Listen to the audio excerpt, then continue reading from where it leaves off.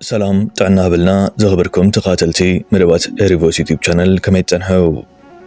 نلومي بزعبا هلو كونتات هاقرنان أبزو باقرنا أفريكا زرعي زلو حدش معوالتاتن زلس حتير مدب حزنا نباهم قريبنا لنا كما تشوك صفتا مدبنا مسانا خطان حونك تكاتولنان بخبري نعدم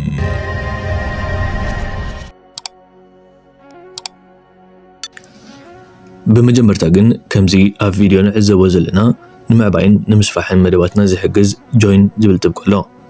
نزب مدوا أبارتنا زي چانل بمخان اتوم تخيلو كدقفنان كتبرات عنان بتحتنا نزاخر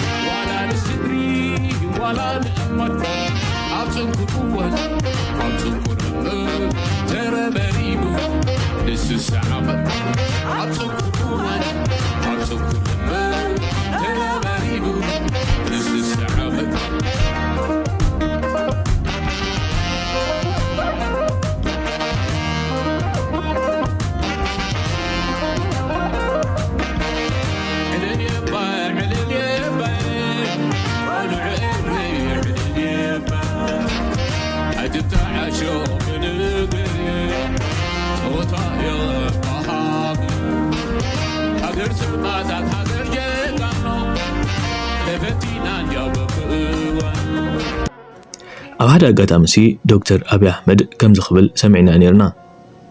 بزحات إثيوبياوان إرتراوان أحواتنا يوم نسوم يوم تقعنا أبجزي شجرنا رداتنا أبجزي مفرسنا زي دحنونا سراوت ليخم كاموت زملتنا سمين الزم ستقعز تقبلونا كدان زلبسونا زبلونا زستينا زعلمونا بحفشا سوالتنا يوم عواتنا يوم كتبلو يسمعي أبزو لحاوخا قديفكا أبروح أغزلو حاوين تبلكا ترقم يقولون سمعتون أيهبنيو تግራይ ኦሮሞን አምሐራን ያሐውኻ አምሐራ ትግራይ ደቡብ ሶማሊያ ያሐውኻ ኦሮሞ አምሐራ ትግራይ ደቡብ ቤንሻንጉል ያሐውኻ ዘዘሊልኩም ናቦም በመጥማት አሕዋትና ማይትበሉ ነዚ ምሳኹም ዘሎ ሕውነት ምስ ለገስኩምሉ ምስ ፈተኹም ማይኹም ነተኻልእ ክትፈትው ትኽእሉ ክብል ሰሚዕ ነይሩ እዚ ተቐዳማይ ሚኒስትር አልዒልዎ ዘሎ ሓሳብ ቅዱስ እዩ ኣብ ቤትካ ዘሎ ሓውኻ ዘይፈተኻ ርሑቕ ዘሎ ዘመድካ ሓውኻ ክትገብሮ ኣይከኣልን እዩ ምክንያቱ ኩሉ ብቤት ስለዝጅምርን ካብ ውሽጢ ናብ ደገን ስለዝኾነ እዩ ነዚ ኣብነት ንሎሚ ክንጥቀመሉ ዘለና አብይ አሕመድ ንዛነጥቢ ንምንታይ ናብ ገዛ ርእሱ ኣዚሩ ዘይሪኣ ካብ ዝብል እዩ አብይ አሕመድ ኣብ ሰዓት ውሽጣዊ ግጭታትን ሽግራትን ኢትዮጵያ ክንዲ ምፍታሕ ንምንታይ ኣብ ርሑቕ ዘሎ ሽግር ክውልዕ ይደሊ ኣሎ ከምዚ ኣብ ኢድና ምሳናን ዘሎ ንሓብሕብ ድሕሪኡ ርሑቕን ጥምት ዝበሎ መንግስቱ ዝፈጠሮ ሚልዮናት ሽግራት ኣብ ውሽጡ እንዳሃለወ بخمي ملكيو أبروحون زركب كيه بحر نمحز شجر زمزلو كم تزغسنايو مجمرتا ناوش تخاد دحرينا دقة مقبار كاب جزار سنت الجمرو كنديت بونقنا زخون خينوجن أبي أحمد سلطان بقينات من واح أبزك هيدا زلو من ربرب موراد معلاو كم زلو تمال استرد يمثل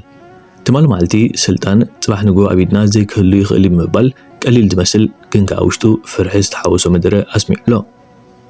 أزي زوفان سلطانو نغنق تبلو زلا مرحي موداتو وين اب تግራይ وين اب ኤርትራ ብዙ خفتو ورار كإلا خمس خل بزحت يقمتو نزي كم مرداتا زغربو دما بسبب سلطاناتو زكايدو زلو اوانو بروباغاندايو كم تزرانيو تمال معلتي تيك توكر دينا مفتي اب ميديا ممتا ناي لدت ملختي اب زمحللفلو مدرخ نعمتا لدت اب عسب نخبر نخونينا من يفلت ህዝቢ ኢትዮጵያ አባይ ግድብ አይ ዕወተልን እንዳተባለ ተዓዊቱ ተዛዚሙ እዩ እዚ ህዝቢ ዝኮ ዓድዋ ዝኣክል ገዚፍ ዓወት ዝጨበጠ ህዝቢ እዩ ወደብ ዓሰብ ዳ ክንደና ከይከብድ ንዓመታ ኣብኢድና ክንሕዞን በዓል ልደት ከነኽብረሉን ኢና ክብል እዩ መዲሩ ዘሎ።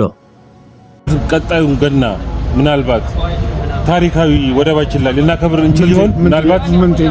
ጥያቄ አለው? ለዚህ ዓላማ በእርግጠኝነት መስራት አለብን። ሊሆን የሚችልበት እድሉ ከፍተኛ ነው።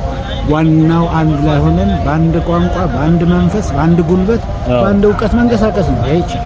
ለመላው የክርስትና እምነት ተከታዮች እንዲሁም ሌሎች ወዳጆች በሙሉ ነገ ለሚከበረው የገና በዓል እንግዲህ በዓሉ የሰላም፣ የፍቅር፣ የጤና፣ የመቻቻል የተቸገረን የምንረዳበት እንዲሆን እመኛለሁ። ታሪካዊ ባህር በራችን ላይ በቀጣይ ገና ልናከብር እንችላለን ነው። ትክክል። እንዲህ ምኞት፣ ይሄ ገንቢ ምኞት ነው። ይሄ ብሔራዊ ጥቅማችንን ለማረጋገጥ ያለን ጉጉት ነው የሚያሳየው። ይሄ ደግሞ ኢትዮጵያ ሕዝብ የማያሳካው የለም። ህዳሴ ግድብን እኮ አሳክተናል። አይሳካም ሲሉ ብዙ እንቅፋቶች ሰዎች ሲደቅኑ ነበራለን። ታዲያ እሱን ተራምደናል እንደዚህ የደረስነው። ይሄ እኮ የአድዋን ድል ያሸነፈ የአድዋን እኮ ድል ያደረገ ህዝብ ብዙ ታሪክ ያለው ትክክል አሁን ህዝብ አለ። ስለዚህ ይቻላል። ነዚ ክትሰምዕ ከለኻ ኣታ ማዕርኽ እንደይድዮም ነዛ ኤርትራ ቕሊሎማ ኣትሒቶም ሪዮማ ዝብል ሓሳብ እዩ ቅጅል ዝብለካ። ኤርትራ እኮ ደኺመ ኸይበለት ን30 ዓመታት ኣብ በረኻ ከርተቲላ ዋጋ ኸፊላ ክምለሱ ዘይክእሉ ቀያሕተን ጸለምትን ደቃ ኸፊላ ዶባ ሓንፂፃ ባሕራን ምድራን ክለኣየራን ከሊልያ ሃገር ኮይና ከምቲ ብዙሓት ዝብልዎ ቀዳማይ ሚኒስተር ነበር መለስ ዜናዊ ስለ ዝፈረመልና ኣይኮናን ሃገር ኮይና። እቲ መልሲ ኣብዚ ቪድዮ ኣለኩም። ክቡር ፕሬዚደንቲ ሃገረ ኤርትራ ኣነ ዘለኒ ሕቶ ኣብ ናይ ናጽነት ኤርትራ እዩ። ኣብ ናይ ናጽነት ኤርትራ ብሓደ ሓደ ዘረባ ሰምዖ ከለኻ መለስ ሳላድ ፈረመ ናጽነትና ወሲድና፣ መለስ ተደይፍርም ነይሩ ናጽነት ኣይምወሰድናን ድብል ዘረባ ይሰምዕ እቲ ክንደይ ጀጋኑ ኣጥፊእና ድምፃናዮ የቐኒየለይ ኣብ 1991 ዘይኮነ ኣብ 1980 ኣብ 1980 ናጽነትና በኃይል ጠበንጃ ዘይኮነ ብሕጋዊ ፖለቲካዊ መገድውን ከነረጋግጾ ኢና ተባሂሉ ናይ ረፈረንደም ሓሳብ 1980 ተኣወጁ። 1991 ኣይኮነን መጽኡ። ህዝቢ ኤርትራ ብቃልሱ ካብ ዝዕወት ዝጠራጠር ሰብ እኳ ተዘይነበረ ናይ ግዜ ናይ ሰዓት ምናልባት ነፍሱ ወከፍ ነናቱ ግምት ነይርዎ ኸውን ይኽእል። ኣብ መወዳእታ ግን ብሕጋዊ መንገዲ ረፈረንዱም ጌርና ከነረጋግጾ ከም ዘለና ሽዑ 91 ዝመፀ ይነበረ። 91 ምስ ተረጋገፀቲ ናጽነት ብግብሪ ናይ ሕቡራት ሃገራት ዋና ጸሓፊ ሽዑ ዝነበረ ፍሉይ ልኡኽ ሰዲዱ እቲ መስርሕ ክቃላጠፈልኩም እንትስ ምስ ኣብ ኣዲስ ኣበባ ዘሎ መንግስቲ ተሳሚዕኩም ተገበርኩሞ ደኾነ ይመሓሸን ተባሂሉ የለን። ንሕና ንናጽነትና ዝኾነ ይኹን ሓይሊ ኣብዚ ዓለም ድሕሪ ኩሉ ኸዓ ኣብ ኢትዮጵያ ዘሎ መንግስቲ ክፍርመልና ኣይንዘልን ኢና። ተሳሚዕና ከነቀላጥፎ ምስ ኣብ ኣዲስ ኣበባ ዘሎ መንግስቲ ዓርክናን መሓዛናን ስለ ዝኾነ ምስኡ ተሳሚዕና ሕጂ ናጽነት ከነምጽእ ወይ ድማ ነቲ ናይ ናጽነት መስርሕ ከነቀላጥፎ ኣይንደልን ኢና ኢልና ኣብና። ከምኡ እንተዘይኮይኑ ረፈረንዱም ክካየድ ኣይኽእልን እዩ ተባሂሉ ረፈረንዱም ሕቡራት ሃገራት ኣይካፈለን እንተኢሉ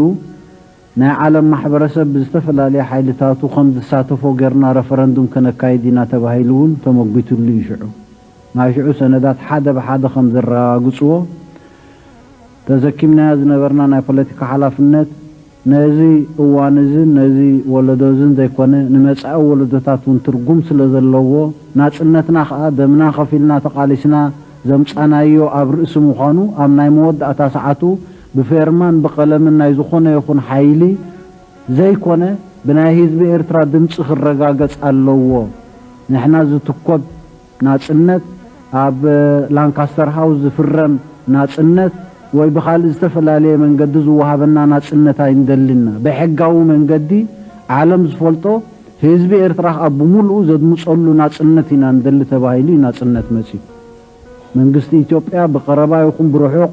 بصبوق دليات يكون بيستفل عليه من قدي أبز قداي زي إيد نيرو إلي إزارة نخالف بوليتيكاو إعلامان تزي كوينو عب تاريخ زي تمركوسة حقي بلون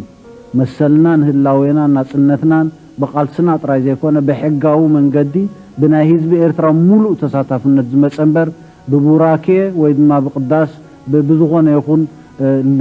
لغسي نايزغون حيلي كم زي مسأ دقيم كانتهم بحالتهم الرقاقات حماعي مثلني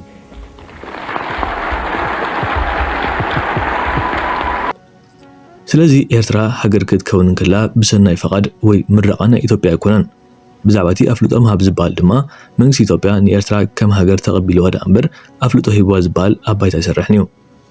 ምክንያቱ ናይ ኢትዮጵያ አፍልጦ ንኤርትራ ዝውስቀላን ዘጉድለላን ነገር የብሉን ኩሉ ካብ ባዕላ ዝብገስን ዝምንጮን ስለዝኾነ እዩ ስለዚ ንዓመታ ካብ ዝባል ነዊሕ ኮይኑ እዩ ሽመልስ አብዲሳ ሞቅሲለው ኣብ ሓደ መድረክ ወፂኡ ንዓመታ ኢሬቻ ኣብ ቀይ ባህሪ ኢሉ ቆፀራ ሒዙ ነይሩ كتعمون سلزي كالجن أبى دي سبات غيره حجر ما نعمتها لدت تبع له عمتها خلت شيء عشرين شو حتى لدتنا يقوله كوتران تذكيرهم متباينة تعرفنيو كم عتقن نمد لو زاكل زد لنا قرات نمغربن بزقبا نمستنقادن أين يوم كقدم الريتشا دي ولا سلدت انت زفلتنا تبقى مغنى نظام سبسلطانات إيرترا بزوح نقرات يبلان دغم تهاجريا من إسيان هزبان إلان موت اندام موتنا يناكن آتو كبلو بتراقامي سمعنا عملونا كم تابز حلف كونات زرانا يجن هو حديو موتنا موت أديس أباتي نيرو اتأتك زيز نبرا كونات دما بزعبا قمنا سرات إثيوبيا نسا جوير لتات حزب إثيوبيا دخم قون منغس تهاجر زنقرنا بزوحيو سلازي كونات يترف سلامي حيش حزبتات مزغسنيو معبال زمت دنت تيت دغنات تميت سدت عيني يدفع كسانت راهوا زلو عامتات كمتأسي نخلو بزرب مفتاح كحيش يزبل دمتي سمع رخيب يركب أزي إرترا كاب منغس إثيوبيا قتي موازلو وانا أفتنا بزي زخونة دمت تيتن بزي موتن مغزتن بغميك توقدو تخيلاب زبل حسابكم كتابو عديمناكم علونا